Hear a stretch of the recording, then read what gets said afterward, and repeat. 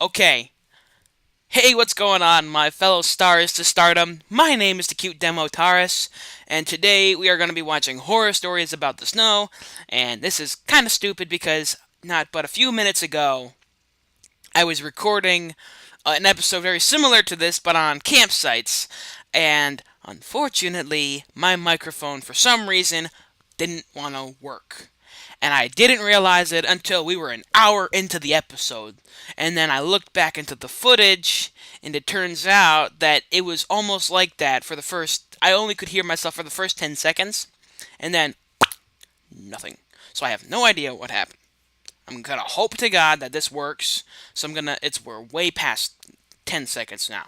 I'm gonna tell a quick story because I did that in the last episode, but I told them all throughout it, so I guess I'll go with the one that I was telling because it was to do with the winter because I was going into this episode, so I decided to tell that one. But it was because I was at a camp, and I'll do an episode on the camp itself when the story that I told in that episode later, but in a different episode. So what happened was during our camp, right? The way the camp is set out is there are two cabins, one for the boys and one for the girls, and then the camp counselors, which there were two, one for each two actually. There was the wife, and then there was a husband for the camp, and they both took care of. There was seven in each group. There were seven boys and seven girls, and I really don't know why there was specifically seven because it made it odd, and I was not there for the years previous to this, and my brother was, due to circumstances. Except for it was like when you went to 7 to 10, like the age groups, so it was a different section of the campgrounds. But you get the idea. We all went, but except for this day in particular, it was during the winter and we were all kind of snowed in. There wasn't much room to be alarmed. The camp counselor came in early that morning, woke us all up, and said that it's going to snow heavy later. So if you guys get snowed in, the walkie talkie is over there, and you guys can call us and let us know if there's anything in dire circumstances, or if you guys are hungry, we can come over real quick and we'll give you some snacks.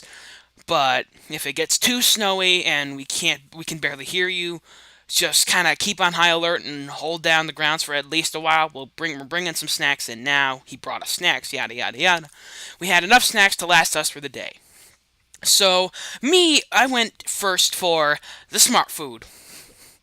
I'm not the only one who does that. I grabbed the whole bag and I took it to my cot, or the bunk bed where I was sitting on the top, and I was just like sitting here on my iPad, which was I said that earlier, being you're sitting on it right now. Well, anyway, so basically, all that day we were just kind of sitting there doing nothing, reading books, or in one case, porn, because one guy was just that ballsy. He actually brought porn with him. This is when I was from. This group was from ages 10 to 15, kind of real cool. Time frame. Actually, the years later I get to meet different people, which are really cool, but not as cool as the kids before that I met in my first year. Anyway, what I'm trying to say is this camp was awesome. That's all I can say. Really, I can't say the camp, and I'm not going to disclose any names. So this kid, who was evidently reading the porn later on, I found out I didn't know what it was. I didn't know what it was. He was hiding it, but the only reason I know it was is because one day I found the same book he was hiding it in, as if he was reading that book, and I opened it up only to see babies. I don't know why. It looked like an interesting book on the outside because he put a different cover on it, and it was Novels of America or something like that. And I can't remember the exact name now, but it was really funny. And my reaction was, "Whoa!" I threw it in the air, and he was like, "No!" He caught that shit like it was his child. Anyway, later on into the day, we were all getting really bored, and there was like nothing to do. So I'm like, I give the stupid suggestion, even though, because we had closed this curtain shut because the snow started like becoming really heavy, like it was hail almost, but it wasn't really hail, it was just really thick snow. And it would hit the windows, and the curtains muffled the noise somewhat, so it helped. But later on in the day, the snow got harder, so it didn't really help at all. But we couldn't see anything out the windows, not only because the curtains were shut, but I would later find out because part of the windows were actually half covered in snow, because it would keep hitting the windows in such a way. So even if we were to open up the curtains. We really couldn't see shite. So we just would close it back up anyway, just in case it would get worse. So I had the stupid suggestion, let's go outside where it's snowing us in, and we could die of frostbite. Well, obviously I didn't say it like that, but let's go outside and have a snow fight. Everyone's like, no. So I'm like, I'm an adventurous kid. I'll go outside anyway. So I get my big snow like pants on and my big jackets. I had a leather jacket underneath and a big fur jacket on top because my mom gave me a big fur jacket for some reason. I looked like an Arctic explorer out in this. I got my ski mask on and my goggles because I'm snowblind or whatever they say. And I decided that I'm gonna go outside and just build a fort, a snowman, something like that. I open up the door to have piles upon piles of snow fall in on me. I was a small kid. I was almost 4 feet tall for a 10-year-old. I mean, I guess that's kind of average height. I think. I was a short kid. I'm almost 6 feet now, actually. I'm 5'10". I had a huge growth spurt. Anyway, basically, I was... The guys were all freaking out because it was just like craziness. They shoveled the snow out with like anything they could. Like we took cases for different things and just... I'm like laying there dying of frostbite, quivering and just because snow had gotten in my suit and stuff. So I remember taking the stuff off and I had this really bad cold down my back and I was like, it was so terrible. Anyway, I was just like, it felt like someone took piles upon piles of burning things later on that stuck it to my body. Just, oh my god, I think I was actually getting frostbite, but I don't know. Anyway, the guys shoveled enough out so it wasn't too bad. Not a lot fell in, it was just all on me. So when they shoveled it off of me, I got up, it got everywhere, they shoveled it out, and we shut the door, we were all dumb. It was still falling in too, and snow was piling in because it was snowing out. So we just kind of shut the door halfway, and we decided, we'll just do this. Alright. Then everyone's team working, and I'm the only one who's not because I'm sitting in my bed quivering to death. I just look over to see everybody grabbing snow and passing it down to the other guy, and while they chuck it and then someone else grabs one, hands it down, and that line thing people do where they pick something up and then they bring it over, they pick something up and they bring it over. That's what was going on. It took about 10 minutes and we got all the snow out before it started melting. It was that cold out. And we shut the door. We're good. And then the radio comes on. They saw us doing this, the camp counselors, because their windows hadn't been that hardly hit. It was just because of the way we were having it, so it would come down on us, and we can't see out this side. We can see out the other side on the other hand. So anyway, the camp counselors could just barely see us out their windows apparently. And they saw us shoveling snow out, and the guy walkie-talkied us. We could barely understand it, and he was like, is something wrong over there? And we were like, everyone was like, Alex decided that he wanted to go outside, and the door, all snow came in, and we had to shovel it out. So it's all good. It's a little bit of a mess over here, but we're good for now. And he's like, alright, if anything like that happens again, don't let it happen, please. Just stay inside. And we were like, good. Everyone else was actually. I was like, I want to go outside. I wasn't really like that, but I was kind of whining that I didn't get to go outside. This was perfect weather for me, and it still is. I would have ran outside. I would have dove into snow like Superman and had my butt sticking out like I was a cartoon character, shaking it around and then boing. Even though the girls would technically be able to see me, though. Probably just barely. I'd probably look like an idiot, but I wouldn't care. I had no reason to think of what people really thought about me like that in that way. I didn't care those days. I still don't really much about how people care about me, how I act. I'm a motor mouth. I've got ADHD. I'm autistic, and I am exaggerative in my movements. So you can see how weird I can be sometimes. So I definitely think that I deserve a medal for least self-integrity or something like that. I don't know. Anyway, back to the story. When later on, after I'm done quivering myself to death, I'm sitting there and I'm like, I grab my iPad. It's about to die. So then I grab my Nintendo DS. Not this one, but I had one like this. It was a not 2DS because these weren't out then. It was a XZ. It was in a XL, I think. It was a Nintendo DS XL or something like that. I had a maroon one. It was my favorite color.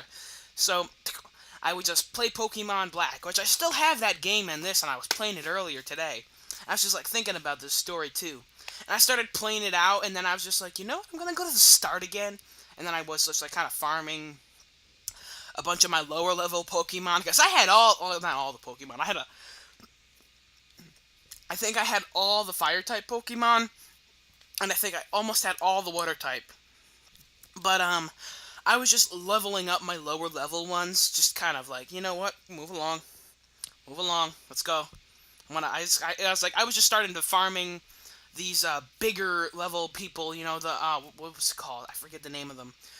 Um, well, basically, there's these guys later on in where you got to fight four different element like high level creatures. So I was like, I wanted to farm those guys for levels because they give you a lot of levels when you beat them. So I'm just like ranking in as much as I could and killing everything. Well, knocking out, I guess. Resurrecting, I would think, because it looks like you kill them. I don't know.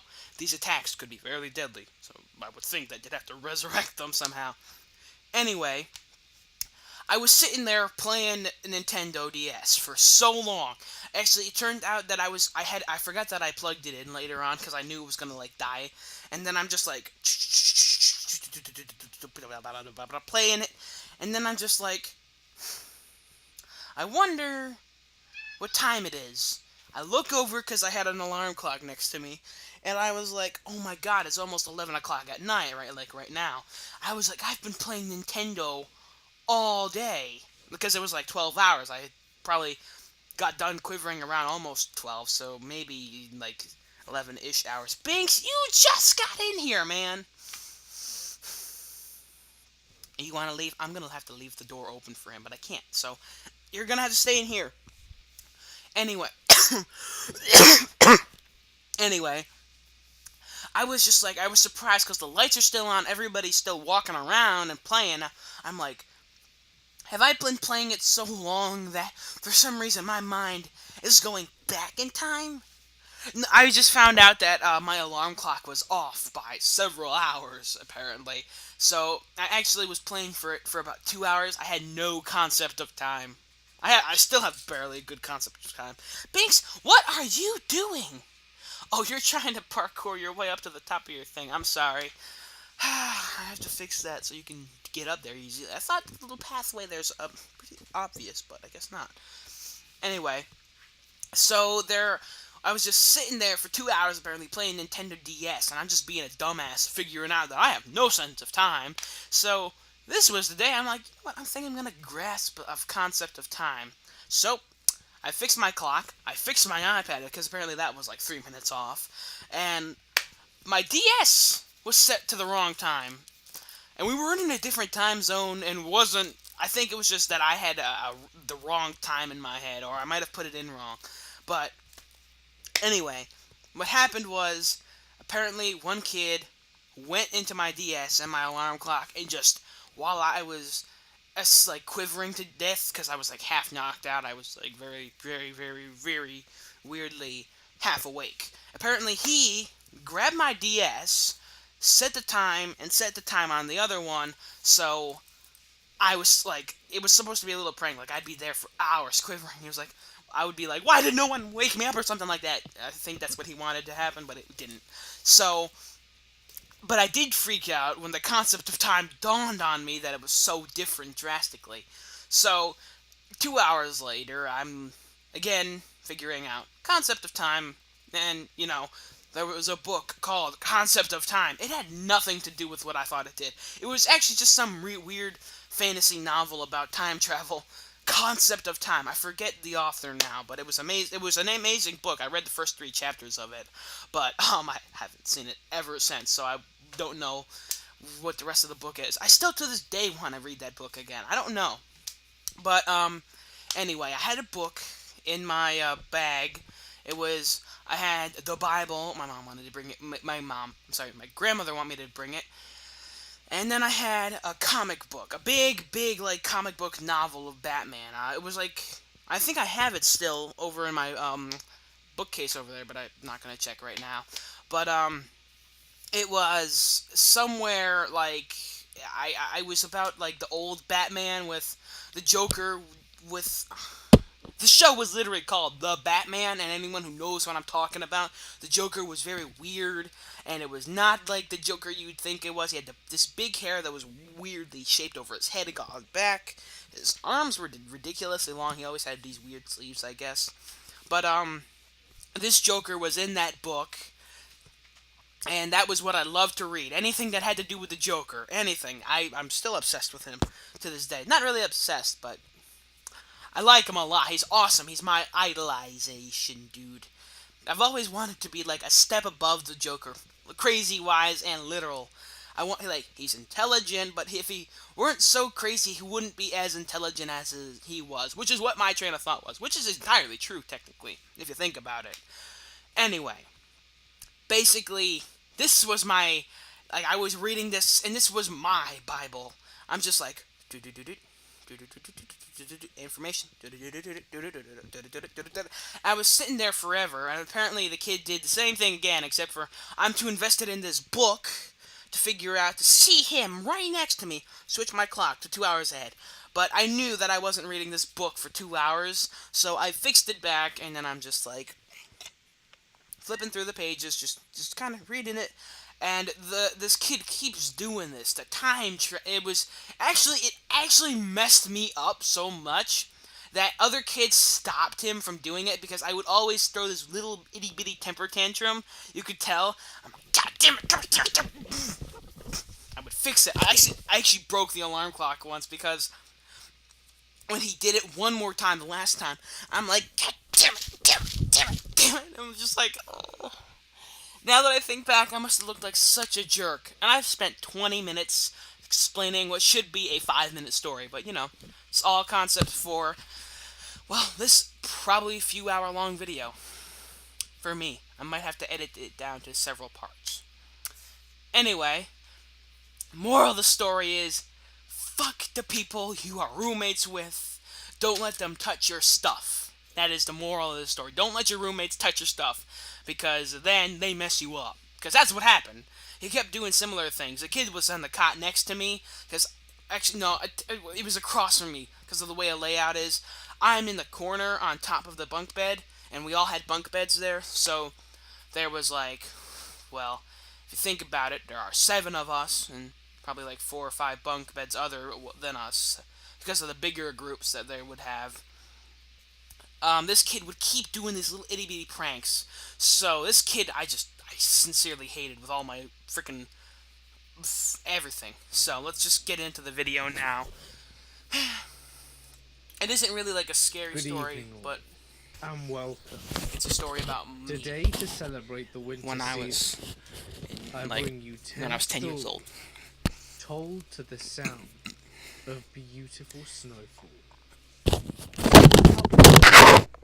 As it's time to get comfortable. I hate that. Sorry. Hold on. I didn't hear what he said there, but he said beautiful snowfall. I went because I hate the sound of snowfall. Ever since there was this one time, and this was after I almost died of frostbite during the camping trip. I'm not gonna explain too much about it, but we were in a big snow fight, very similar situation, except for we didn't get snowed in. And we had a 2-hour delay, and I was in a different neighborhood before this, where I live now, so there was a lot more kids around, and we were all growing up together, and I'm in contact with a bunch of these kids today. But one day, we were playing we were playing a snowball fight, and one kid chucked a ice cold, like he had been molding it the entire time, and it was just like ice and so heavy. Apparently, he threw it at my skull, and I got knocked out. This was the first time I've ever been knocked out. I haven't been knocked out since, even when I broke my arm, which another story I will tell you guys.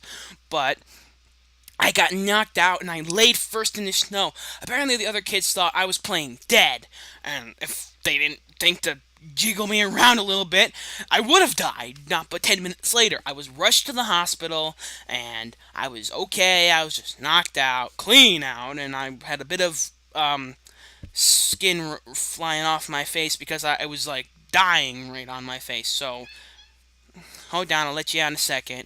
So, moral of the story is, when you are in a snow fight, wear helmet.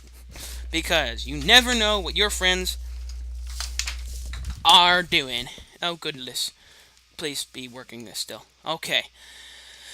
Oh, goodness, I'm now behind it. But yeah. Yes. Friends can't be trusted, apparently. At least in my life. True. Oh, wait, I didn't hear. Pup walk sound. I bring you 10 stories, told to the sound of beautiful snowfall. So wrap up warm, as it's time to get comfortable, and let the darkness take control.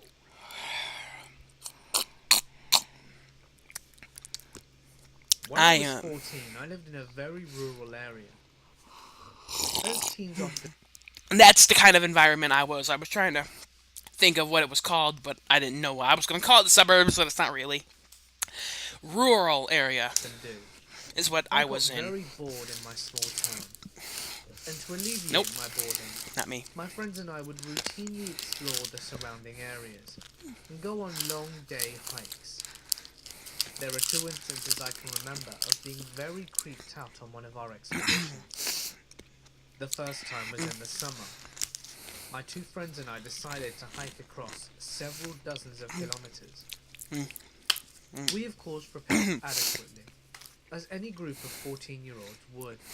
We had water and a bag of jerky between the 3 of us. Naturally, we got very hungry, as the jerky ran out quickly. To combat this, we decided to cut through the back roads and the farmlands, so that we could get to the highway faster and thus leap to food. After about an hour of hungry hiking, we came upon a little village that was all gated up and surrounded by brambles. This itself isn't too creepy. What was creepy was the fact that just inside the gate was a mountain of cattle corpses. There seriously would have at least been 3 dozen bodies in the pile. As kids, we were sufficiently spooked. As an adult, I think a logical reason for death mounting may have been that the herd were diseased, and this was an easy way to quarantine. The second time was with the same friends, but we were a few years older. On our adventure, we decided to walk through railroad tracks to gather old rail spikes so that we could sell them to the scrapper. After a few grueling hours of hiking and carrying increasingly heavier backpacks, we happened upon a house. It was very secluded, but from outside it didn't look abandoned. Curiosity and fatigue got the better of us. We dropped our bags and went in exploring. We initially just wanted some water, but we found the front door wide open. Outside, there was a lot of construction machinery. So we thought that perhaps they were doing/finishing some work inside. We called out but received no reply. So with recklessness, we decided to effectively break and enter. This place turned out to be a dump. Knocking. It looked like a crack house. Old garbage and food everywhere. We assumed no one lived there after all. So what do? We decide to snoop around. And we were poking around the ground floor when we heard what sounded like footsteps on the second floor. We called out, but no answer was given. My one friend decides to be brave and go up to check it out. As he got to the stairs, he calls out again. Nothing. Dumb move, So man. he starts up the stairs. I'm gonna be honest. And I shit you not, as his foot hit the first step, We heard a music box go off. Alright, kind of creepy. Kind of creepy, man. Kind of creepy. Kind of creepy. This is not kind of creepy. Also, I just opened up OBS and I saw my teeth, so they look yellow, but they're not. I just got done brushing. I don't know what the hell. I think it's because of the way I have my video set up. It's like I set it up so it's like old-fashioned looking. It might not seem it, but it is. But anyway, you do not just go into a, I would say, crack house and snoop around. You have no idea what could be there. Some people in crack houses, and I only reason I know this now is because unfortunately I have made, I wouldn't even say friends. I wouldn't even say they're acquaintances. They're just people I know who tell stories. And I go to Troy High, right? Kids there are terrible. I've seen kids smoke weed in the bathrooms. I've seen kids do other terrible drugs. I had to be a little bit of a tattletale. That's the only thing I'm saying. But there were terrible situations where like kids, oh my god, I this one kid I know, he was a this one I was a friend of mine, and he was not really the nicest kid, but when you got to know him, he was kind of nice in his own way. He had his moments, like I really can say that, but he was, I guess, a drug addict. I don't know.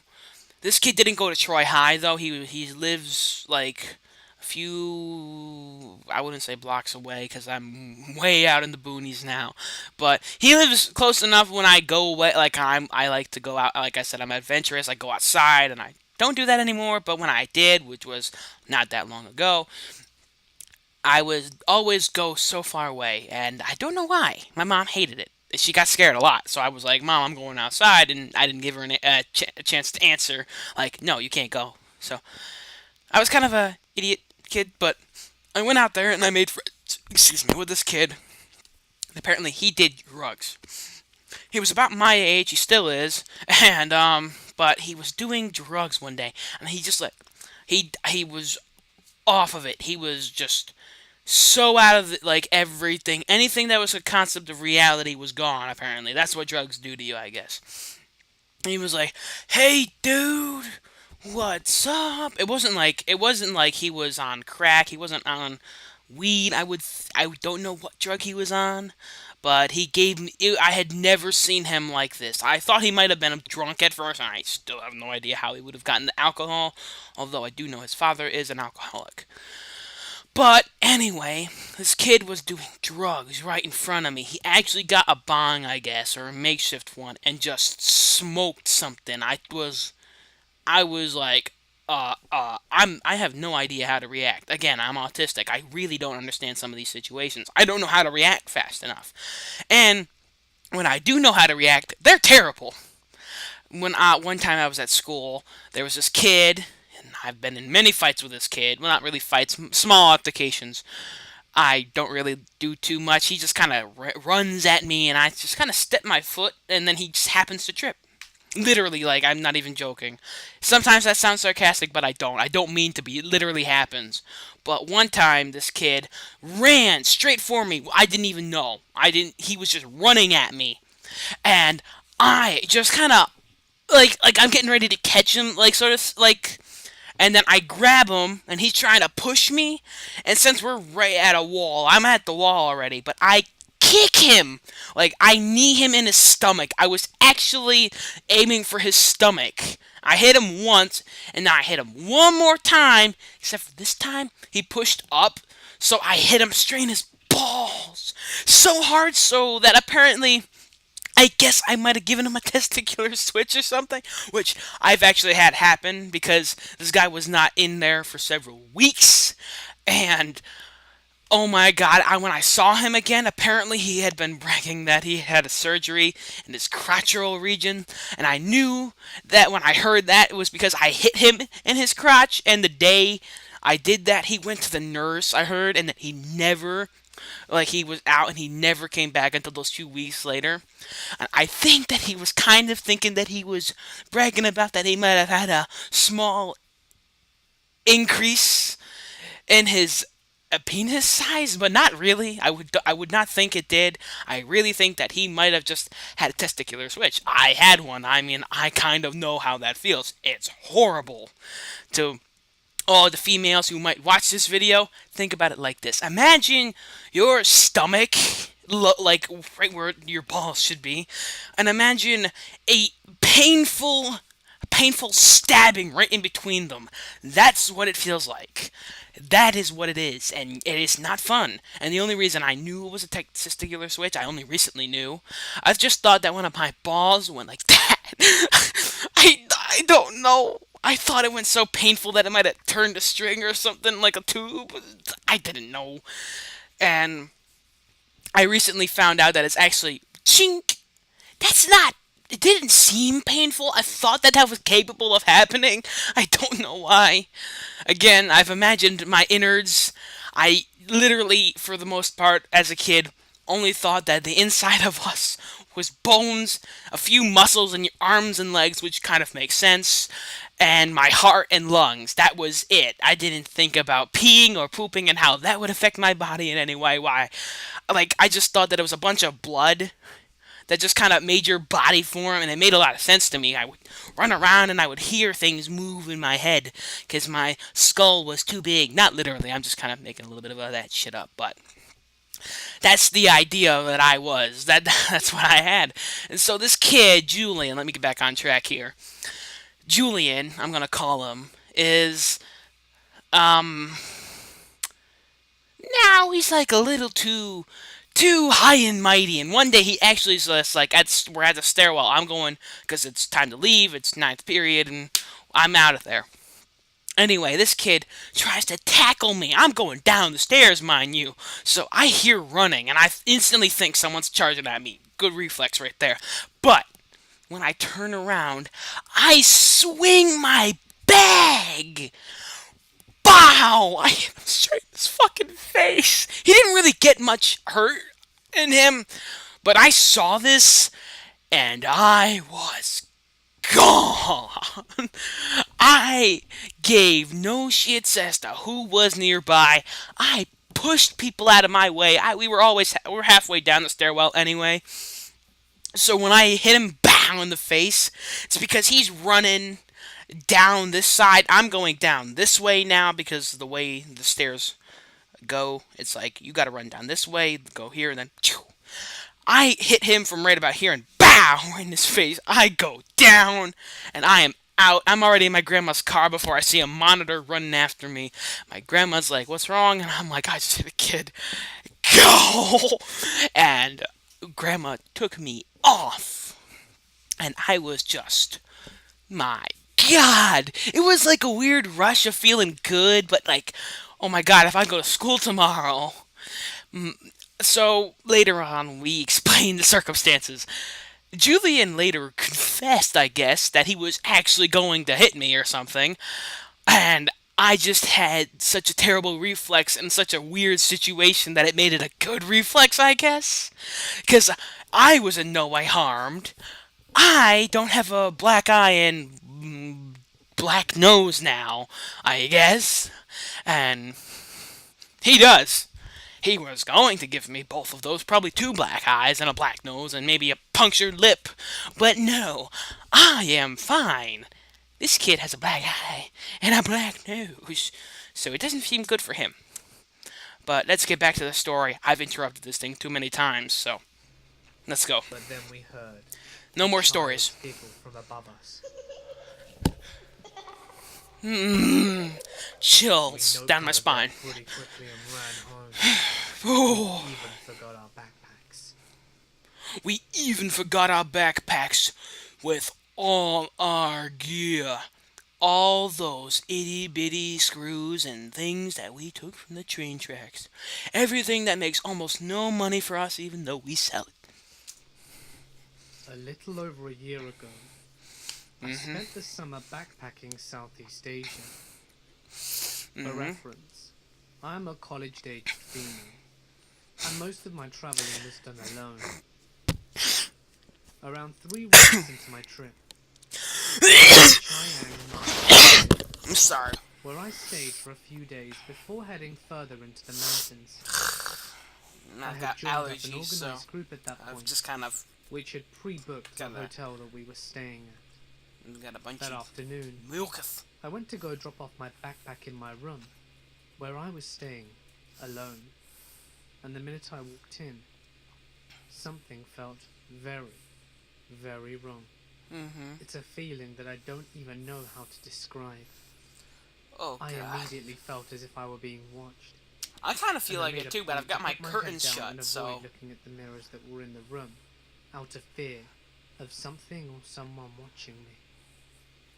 As time went on, I realized that the more time I spent in the room, the worse it would affect my thoughts and emotions. That night, I kept seeing a vision of a woman dressed in all white with black hair, covering her face, God damn it. standing in my room.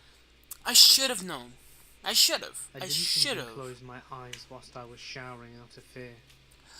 Real quick, and I know I said I wouldn't tell a story, but ever since I was an itty bitty kid, I've always come up with this. I say delusion and the weird meaning of it. Since I was a kid, I had an imaginary friend, and the guy's name was ProfHorned King. I based my channel, my old channel, off of him, and he's this tall, slim figure, right? Obviously, he's got horns. He's human, and he wears always a pink shirt with black khakis. And one time I decided to imagine him much differently. I gave him lizard-like features, a big face. He looked almost like a dragon in the face, but not really. And then he's got bigger horns, and they're more demon-like. And he's like more red than actually green.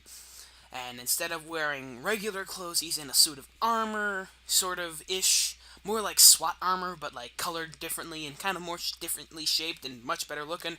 So it sort of looks like old-fashioned, like medieval armor, but like with a modern-day mix of it. So I had a really good imagination, but it came to the point where I would use him as like a thing to be better than. It was just like I imagine this big hunky figure. It's just like I want to be so much better than him. He's intellectually smart and he's amazingly inhumanly strong. He's like Superman up in this, except for with Batman's level of intelligence, like kind of like that. And I want to be better than him. It came to the point where I came up with physical delusions of him. Like I can see him, not right now, but there are times where my mind's racing so much that it builds him right like not usually right in front of me, like in an area like where I can see him and I can interact with him, like in my mind. I mean, it's kind of bad, but it's actually really good. I've used it as a form of therapy. Because I know when he's there, I'm supposed to be calm. That's what happens, really. So I just kind of imagine me talking to him, and so on, and I just use it as a symbol of strength, and it gives me a great feeling, and I get relief. But then there's another side of him, like where he's not in that kind of armor, he's in medieval armor, and I know it's him because even though I can't see his face, his horns are distinct, and I've created them in my mind. One has chopped off at the top, and the other one has like hack marks in it, so it looks like it's been through some serious battle damage. And I'm just like, it's instead of being the powerful, almost somewhat intimidating but calm feeling, and then it's instant fear and feeling of neglect or something. I can't explain it much better than that. But that was what when she said, like, the white shirt and stuff and the black hair covering her face. That's what shot through my head for a second. Now I feel like I'm really being watched, like I said earlier. But I think that's just because I'm watching this. So Her standing there when I opened my eyes. I could have sworn I wasn't alone in the room. yeah, see, this is what I feel like sometimes. Malicious. But not Also, malicious all the time. that Sometimes night, it's good. I was walking back out of the bathroom, and I glanced at the glass bottles of water that were set out. In my head, a whole scenario played out of me breaking the glass water bottle on the table and using it to slit both my wrists. Ouch. I'd never had any thoughts like that. and so I was extremely distressed and scared. Next morning, I got up early and left my hotel room to do some sightseeing. About an hour in, I felt extremely nauseous and lightheaded, afraid I was going to pass out on the street. I went back to my hotel room and lay down to get some rest. As soon as I was back in there, an overwhelming sense of dread hit me. I got the idea in my head that I was going to die that day. Everything in my mind was telling me that once I closed my eyes, I would never wake again. You know, I I know I keep intruding on the story, but I'm a motor mouth. I've got to get in. I have somewhat of an overwhelming fear of death. So much so that recently, not even recently, so long I've been doing this. I've been researching of like immortality and stuff. It's like I look into history, I look at the science, I look at the math, and then I look at like different species of animals to merge my body with, and like other things like what could I do to physically live forever? And comic books stuff like, getting stabbed like Deadpool and still just instantly regenning. It's like that. That's what I want to be like, but there's no way, especially because your DNA can only be produced beyond a certain point. So once you can't produce farther than that, you die because your skin cells need that DNA. Everything in your body needs the DNA. So, and your body can't produce that much anymore, you're dead, which means Deadpool should be dead in a pool or something like that. Actually, he could be a pool of dead. That makes sense in some way. Anyway, yeah, but you guys get my idea. The fear of death is just so much that it's come to the point where I literally feel like I have to refuse it from my body. Like when I think about death, I'm like, nope. I banish it. The power of Christ compels thee like that. Like an instant shatter of light, just no more death. I use death as a symbol, but I crush it when I need it. Make sense? I'm like making a powder out of it. Terrible joke, but no one's gonna get it anyway. It's more of an inside told joke. myself that I was probably just ill or dehydrated, so I kept drinking water and telling myself I was going to be okay. Mm. I was still awake, but I shut my eyes, and immediately I had a vision that demons were grasping onto my ankles and tried to pull me into hell. Mm-hmm. At that moment, I was praying and Oh, screaming in my so head. just really quickly, my fear is of death, not what comes after. I could give less of a shit of going to hell. I have been to hell in my dreams. Nah, I can't say it like that. It sounds weird. Let me put it like this. Although I make my life out to be nice and awesome, I am very, very different on the inside. In this little cranium, things are much different. So a lot of things are just out the window when I'm alone, which is why I record to be like it's like a way for me to feel normal in a way. It's kind of like this. I just kind of spill out into videos, and sometimes I don't even put any of these videos up. I have hundreds upon hundreds of videos on my computer, on my Mac. So it's like I don't know if I should put these up or not because it gives up so much information that someone might be able to find me, and I'm afraid of dying, but I'm not afraid of what comes after if I do die, because whether or not I go to the fiery pits of hell or if I see the pearly gates of heaven, I wouldn't care much. I mean, of course, I want to see my relatives, but there's a big, big chance that I'm going to get to meet my biological father down in the fiery pits where I get to tease him, even though I don't care. Like, death is fine and all, but my fear is just of it and the many ways you can die. Because those ways are nearly infinite and stretching. But I digress. Let's get back into the video. I'm gonna motor mouth later, In my hopefully. vision, something grabbed my hand and pulled me up, and then I passed out for several hours. When I awoke, I immediately left my hotel room and felt fine. But that night when I came back, I was having the same vision of the woman. and feeling like I wasn't alone. Mm-hmm. We left the next morning, and nothing remotely similar has happened to me ever since. Mm-hmm. But I've always been left wondering what that experience could have meant. Also, we stayed in the hotel one more time a week later, and I was in a different room, and everything felt completely normal. One thing's for certain, I'm glad I didn't have to stay again in room 241. 241. Hmm. My cousin is with I the feel like it's Forest supposed to be a Service in reference. Montana/Wyoming, and I decided to go up there with her to literally test the waters.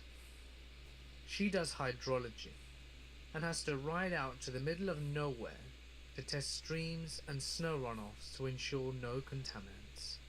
So I thought that sounded fun and wanted to go do a bit of a tour with her. So we were going to have a camp out there for 2 nights. So we packed all our gear into our saddlebags and started out. Saddlebags. I haven't seen any The of those in a first day while. and night were amazing. Beautiful scenery and amazing air quality. Mm-hmm. It really is so peaceful out there. I love that area, and I wish I could go up there more often. We started out on the second day, and my cousin said, "Do you want to see something weird?" Of course, I said yes, and she led me to a bit of a Watch. I was about to make the most weirdest joke ever. You want to see something like if my cousin says that to me, and I mean cousin because my personal cousins are kind of weird sometimes. I mean, I guess it runs in the family, but one of these is not even biologically related to me because my uncle was adopted, and even then, the child that they had is like it's not she's not adopted, but she's not biologically related to me, but I feel as though she's family. I mean, it's not really about biology anyway, and all that other stuff, but I feel like it, so it's like that's really the way it is anyway. But she's so funny and charismatic. But when she says something like that, it's like some sort of weird prank or something's gonna happen next. So if I had my cousin say, "You want to see something weird?" and I were to say yes, I would probably get a fist to the face, or some sort of pie to the face, or some other corny prank. So that's all I can side say. journey into this tiny little ravine. Mm-hmm. We ended up traveling around 2 hours out of our way from the actual path. Really? At the very end of this fold in the land, she dismounts and tells me to get off my horse. We Oh, tie them up in this gorgeous little clearing, and she tells me to follow this tiny I thought this guy meant saddlebag is in like a big purse. Like you guys know what I'm talking about. They look like a huge purse. But the holding part itself is ginormous. My brother has one. I thought that that's what they meant by saddlebag. I guess I didn't wildlife catch. They might have park said horseback at and some bring our point. little rechargeable radios. It's one of those that you can plug in or wind up. It also acts as a lantern if you really need to, but it Oh, kills the batteries very quickly. I think I know what I this do. is. And out in the middle of nowhere, there is a huge coil of wire sticking out from the ground. The wire itself was not weirdly large, like someone buried a transmission wire, but small, like a 10 to 12 gauge wiring for a house. Hmm. It trailed off into the bush and trees, so naturally I decided to follow the damn thing out of curiosity. My cousin trails behind me as I do, and this wire, after coming up straight from the ground, is strung across limbs of trees, then back off into the ground, Hmm. and it snakes around rocks, and finally dead ends into an outlet. The outlet is mounted on the side of a desk. It looks like a school teacher's desk from when I was growing up, with a metal base and a pseudo wood/plastic top thing. No Mhm. chair, no building, no nothing. Just this outlet and a desk. I'm staring confused as hell. Why is there a desk in the middle of a forest? And then my cousin takes the radio, pulls out the cord and plugs it into the outlet. And then it just lit up and started blaring static. The wire was being fed from somewhere. Now, the place where we were had absolutely no road access, and no buildings for many, many miles, Hmm. with no other people around, and yet there was a live outlet. Hmm. Weird as shit. Definitely. Around 9 p.m. last night here in Florida, I was hanging out with my buddy in my backyard, just sitting on a picnic table adjacent to his house and some woods with his baby monitor. We were in the middle of a conversation. As I was speaking, I began to feel the typical ringing in your ears, the sensation that everybody gets from time to time. I was not shocked, as I truly believed it was normal and probably being produced by my body, not heard as an external stimuli. Then quickly, about 10 seconds later, the sound intensifies as I was still speaking. The ringing became loud, louder than my Hmm. own voice. Wow. I can feel it almost shaking my brain. It's extremely high pitched, and my ears aren't usually the best at picking up high frequencies. I begin to panic. What the hell? Am I going deaf right now? It was the first thing that I thought of. Wow. Just as I was about to express my fear of going suddenly deaf to my friend. Bro, do you hear that? He says. It sort of sounded like it was coming from the woods, but was very hard to pinpoint. We sat confused, looking at each other, basically being bothered by this ringing. House alarm? Bugging the woods? Satellite? Whatever it was, any louder, and it would have made me deaf for real. Wow. It was unlike any noise, frequency, pitch, whatever that I'd ever heard. It literally shook my brain and bones, as if it entered me. The strangest thing about the ordeal was that my buddy's baby monitor turned off during the ringing. Sounds totally crazy, but it did. Absolutely no external sound besides the ringing. Hmm. It eventually subsided slowly, until it completely went away, and the lullaby from the monitor came back on. Lasted probably no more than 45 seconds. A definitive what the hell moment for me and my buddy. We just sat there contemplating a dozen things that it could have been. But I guess it remains an unresolved phenomenon. You see, what I would think it is that, and this does, I mean, I guess you'd have to have a huge electrical wire or something for it, but I would imagine that, like,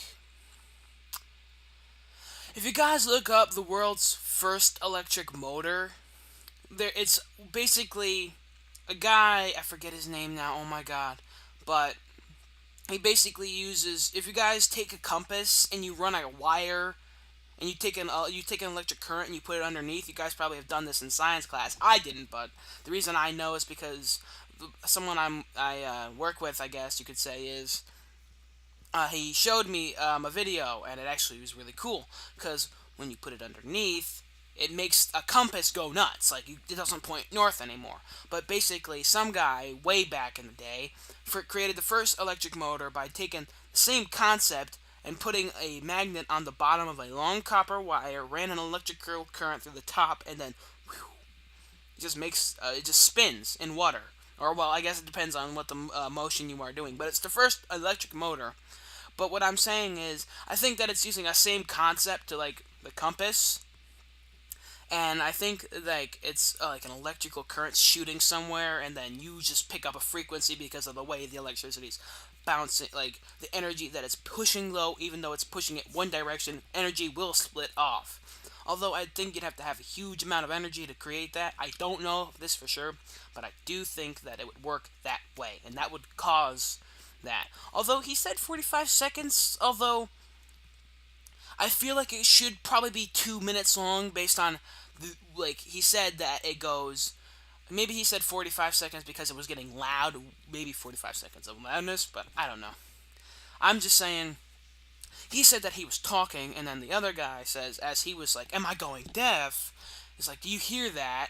And so he clearly can because I guess he responds, but it seems as like though it makes more sense to me like it might have been an electrical current they both heard but I don't know where it could come from. They don't give me like anything else, so I just gotta imagine that. Has anyone else experienced the hum? The hum, great. I was out for a long Dawumbaya, he run, said. What do you say in the probably background? around about 12 miles on dirt roads through Iowa farmland. Mm-hmm. Plenty of abandoned barns and old buildings alongside it. As I'm running, I see this figure up ahead walking on the road. It's an old man, fairly well groomed. I could have compared him to anyone. He looked a little bit like Jerry Sandusky, but greyer, and with more black in the corners of his mouth than eyes. He was wearing a white sweatsuit and carrying a plastic bag over one shoulder. It looked heavy and full. The man smiled at me, Mm. and I smiled back, even though physically I was distancing myself as far away as possible from. 365 new days, 365 new choices. Start your year. A I good was way you could subtly do that is run to the side of the road kind of casually and just kind of pretend like you're out of breath for a second as he's walking by and then run across as while he's walking by. And then just kind of switch back to the side of the road casually. Doesn't it? I mean, it's a really simple concept. I just thought of it as that thing was going in distancing the myself ad. as far away as possible from him. As I passed him, I began to feel dizzy and nauseous. His presence just felt so wrong. His smile was off. I actually had to swallow back vomit that had just began to climb my throat. My adrenaline had gone up, and my pulse was hammering. When I looked back after a couple of meters from distance, he was gone. I have no way to explain this. My life has been turned upside down and backwards many times. So many times, in fact, that I wonder why the twists seem to take the shape that it has so repetitively. With the last several years culminating in several life changes that started when I was a child. Introspection set in, and I began to really sift through the years seeking answers, or at the very least, some kind of clues. Nearly going blind will do that to you. Nearly dying several times didn't seem to be the ticket. But those are tales for another time. The differences in my life from others I know has been so dramatic that in the growing darkness of my sight, I began to try and piece things together. Hmm. I was always different. Going back into my memories, the differences begin right away. No one else I know can remember their first steps, getting their diapers changed, the distaste for the feel of plastic pants over their underpants as they are potty trained, the first feel and silence of being sat in a depression of snow at 10 or 11 months. I could read well before entering kindergarten because of my mother's teachings. I actually, in I think it was preschool, which I guess is before pre-K, pre-K 3 and 4, I guess, because that's what it was called where I went. I don't know if that's like yeah, but when I went to school, I actually learned how to read before I was even in pre-K. Which when I was in pre-K, I was like no, I was learning faster than most of the kids in my pre-K classes. I guess you could say that, because I would go home, and my mom would take me home, and I would just kind of like read. Like I was like I learned the alphabet because my mom was helping me, and just kind of reading. Like I was just like figuring out sentences, putting it out together in my head, and now I'm just even though I've drastically like apparently I guess I went from being able to read full on books and almost the first grade like novels and stuff to now with me being in the 11th grade I flubber whenever I say anything out loud, but I can read perfectly. but I used to be able to read out loud perfectly, word for word, and almost like an act, like huge amounts of energy and everything. I would read it as if it was a play. If I was like, it was, I could read good. Now I flubber like bleh. Everything's out the window. I was like, what the hell? I think back now, it's kind of funny, but the story has Since just you kind of labelled made me think about everything that. with the same name of the thing in our shared bedroom, even in my crib. Yes, I can clearly remember those times, even the abuses my parents and elder siblings sent my way, though those didn't ramp in intensity until after I was back home and turned 6 years old. Forgive me, I'm getting slightly ahead of myself, but with reason, as you will eventually find out. As to the blindness that I avoided, which you've undoubtedly been asking yourself about, trauma-induced cataracts, from concussive impacts to my head, from beatings and car accidents. No, not when I was driving. These happened when I was a child, and before the law and normal use of seatbelts stepped in to protect us from ourselves. Now, needless to say, this is all completely true. I know you'll all wonder if this is the case. As I am a child of two nations, born in the US, this means a large amount of my cultural background goes into the sum of my parts, with a Cuban father and a mother from England. You can see what an amazing contrast there would be between the two parts of my family. The differences are so vast, with one half being very spiritual, Santeria, being a large part of the religious makeup of the Cuban side, and on the other is the Celtic influence of my mother's family, with deep ties to the old faiths of the islands of the United Kingdom, Mm. all the way back to the old religion of pagans and druids. As a baby, Gosh. I never knew how protected I was by my tias, which means aunts in Spanish, and their diligence to keep the house that we lived in safe from the other world that they knew was there, and feared terrifically, in fact. Constant blessings, use of camphor, holy water, and cleansing with incense happened all the time. Hmm. They kept my dreams untroubled, and I feared the dark, only because I could not see. Eventually we moved, and the home I would grow up in did not have any of those benefits, as I began to see things in the darkness most easily. Aside from feeling things, when I was near something spiritually active at a distance, I could see things too. Take for example my Uncle Mickey and his wife Olga. As a little child, Olga. we'd go there all the time, because Auntie Olga was my godmother. Mm. Her mother lived with them, but had her own room, and was very old and in not the best of health. But she had an aura about her that said that she was kindly, and wished that she could do more when my brothers and sisters and I came to visit than just sit in her room or lie in bed.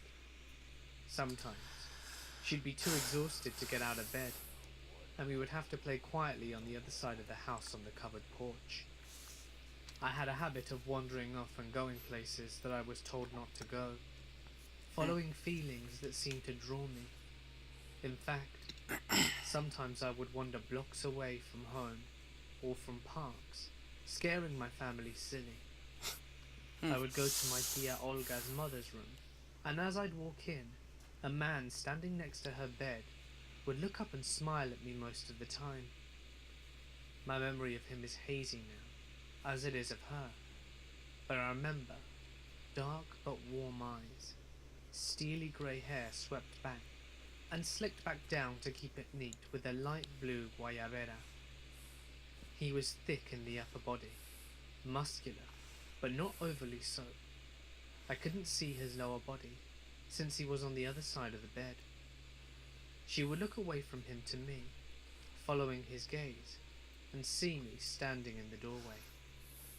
I would greet her, "Hola, señora," and then my Uncle Mickey said something from behind me to get my attention. I'd look, to turn to see what he said, and when I'd look back, the figure, the man that I had just seen, would be gone.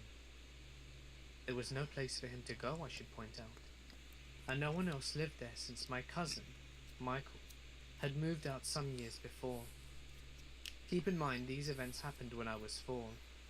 No one would ever tell me who that was. No one wanted to even mention it. The fact is, it only started whispers between adults about the events. Fearfully whispered discussions amongst them. Discussions that I was not even allowed to think on eavesdropping on. It wasn't long after that my Aunt Olga passed away. I never found out who the man was in the room with her, but I was assuming it was someone very close to her, for the simple fact that I never felt menaced by what I saw, and the room felt brighter as she passed. My mother's relations had come to visit us for a little while, and I do believe I even got to see my great Aunt Lily more than once in the US. My mother's father, Granddad, had been setting aside money since she'd left home to have her come home, either to stay or for a long visit, and this money he'd saved up from quitting smoking. Wow. Funnily enough, he'd been saving for so long that the amount had grown high enough for us all to come visit them during the summer. My father had to work, so he couldn't come with us. His job was very demanding, and our talismans, given to us by the Cuban side of our family, were not allowed to come with us, and remained in a box back home, despite our loud protestations. My mother was most insistent, as she was embarrassed by them. My time in England was not boring. We walked everywhere, or took buses or trains, and we were dragged to every mall, castle, monument, and palace of interest that my mother could think of. This is in direct contrast to the part of Los Angeles where we lived, that required a car, and a long trip to get anywhere meaningful. It was a shock, to say the very least. All of this whilst travelling between homes of my granddad. Really quickly, because I've just kind of think that I've just kind of getting too much into the story because I've talked so much throughout the episode. I was just like thinking about how, like, he's saying, like, you have to go when he's in England. He walks everywhere and he loves to do it, and so do I. I love to go out, and I've got a lot in common with this guy. Like, I like to go out and, like I've said earlier, scare my family to death because I walk away so I walk away so much. But once this story is over, I think I'm gonna end the episode. We've gotten into an hour in, and I think that's pretty long enough for me. I have to go to bed too. I'm very tired, so I'm gonna take my meds and then I'll go to sleep after this one. And Nanny, that's my grandmother, and my Aunt Sonia and Aunt Celia in various places around the country. When we first went to stay with our Aunt Celia, it was a bit of a shock. Upon first stepping through the front door and removing our Wellington boots, I noticed that the air was thick and cold. To the left of the large front door was a toilet behind a closed door under a large staircase with a banister. My eyes were drawn to it as we were led inside by my aunt, distracted with talking to my mother about her coming wedding. Another reason for our presence, so my mother would be there for her younger sister's wedding. The cold stopped as we got to the third stair and turned right onto the landing and proceeded up the stairs. Now the air was just thick and unwelcoming. We were shown to our rooms, the ones that we would be sleeping in. Us children. It was across the hall from Celia's room, and next to my mother's room. I kept looking at the door to my aunt's room, a pulsing sensation in my ears and pressing on my chest. So distracted was I, that I didn't even notice I was being asked something by my mother, as she ushered me into the room to unpack. Celia smiled at me as she opened the door to her room. Something about getting into her regular clothing, now that she was not travelling anymore that day. I looked past her into the room, with eyes wide, and the feeling of dread growing. She saw my curiosity. "What is it, Sean?" she asked. I looked past her shoulder into the room. Past her. I could see her bed and nothing else. I looked back at her as she entered the room, and then walked out of sight, to the right, towards what I would later learn was the walk-in wardrobe. During this, she crossed my view of the bed, and when it was clear enough again, I saw something that chilled me to the marrow, and the pressure came back enough to make me gasp. There, in the bed, now, sat an old woman in a sleeping cap and nightgown that looked like someone out of the 18th century. Wow. Her hair was grey and tied up in the cap. Her skin was parched and wrinkled. She couldn't have been older than 70. The woman was sitting there in the bed, Looks can be looking deceiving, in the especially on direction women. that Celia had walked out of my field of view.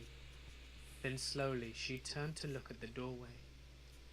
It seemed at the time that she was turning her head at the sound of my gasp. Her eyes were angry and unwelcoming.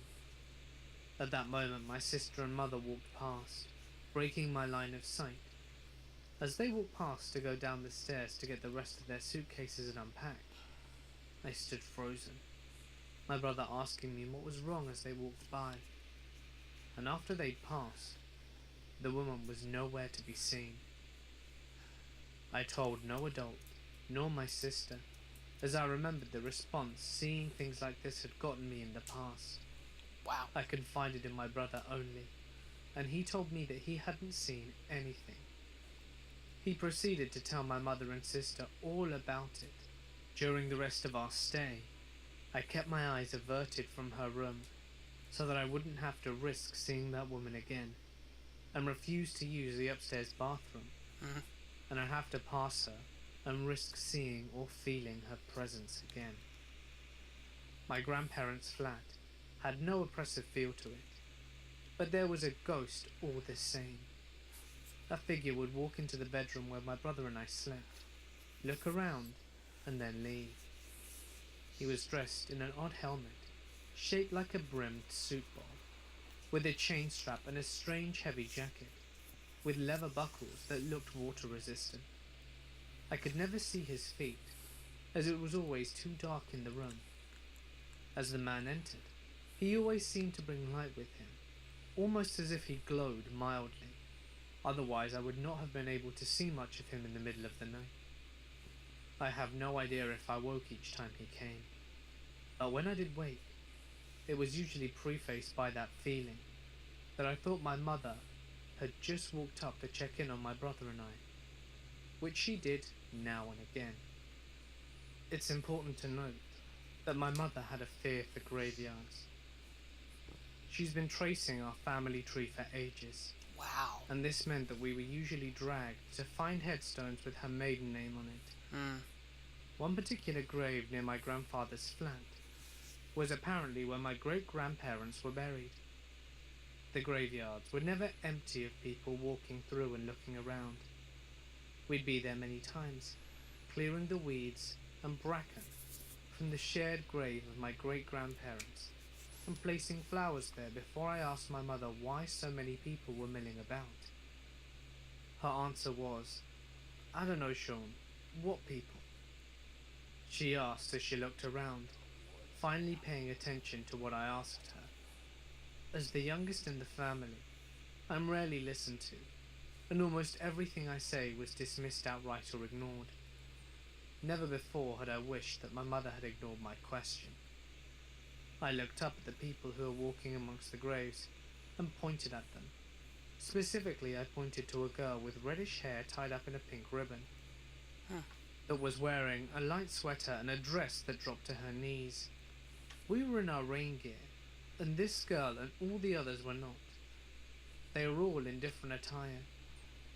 They looked dressy, such as suits and dresses, whilst others were dressed casually. Some looked like they were dressed in the current clothing style. Some were considerably older. I had not noticed it from before that moment. Further, not a single one of them had an umbrella or rain gear of any kind. It was at that moment that I realized two things. Ghosts can appear in the daylight and outside, because as a child, I assumed that being outside and being daytime meant I was safe from them, but I was wrong. These ghosts had suddenly become aware of me, all of them, as if they were discomfited at scaring me. They all turned to look at me with an impassive expression on their faces, except for the girl I pointed at, and then each of them turned away and faded from sight. It was almost as if they had pulled a screen in front of themselves, or stepped from one room to another by changing the focus of their attention. The girl with the reddish hair and the pink ribbon, she didn't disappear. Instead, she smiled and stayed fairly close, listening to our conversation and watching, all in a completely non-threatening manner. No one seemed to notice her throughout the whole time we were there, which I was eager to cut as short as possible. Threatening or not, I was leery of her and unwilling to let her be close. At Bluehost, we think it should Come be easy on. to share your passion with the world. So I just to really quickly say I'm physically imagining all of this happening. So, and this is running longer than the rest. I thought it'd be a little short, but I guess not. And it's 11:46 right now. So I think that I'm gonna cut it here. I'm gonna go to bed. Tomorrow morning, whenever I wake up and I get out of the shower, I will do the next episode. But for you guys, this will be later on. It'll probably come out the next day after this one. So I'll see you guys in the next episode. I hope you all have enjoyed, and if you have, hit that like button down below. You guys just heard me really ramble for most of this, and then that rest was just me listening to this intently. So again, I've got ADHD, so I'm kind of all over the place sometimes. So, anyways, dudes, this has been the CuteDemo Taurus. I will see you all in the stars. Bye bye.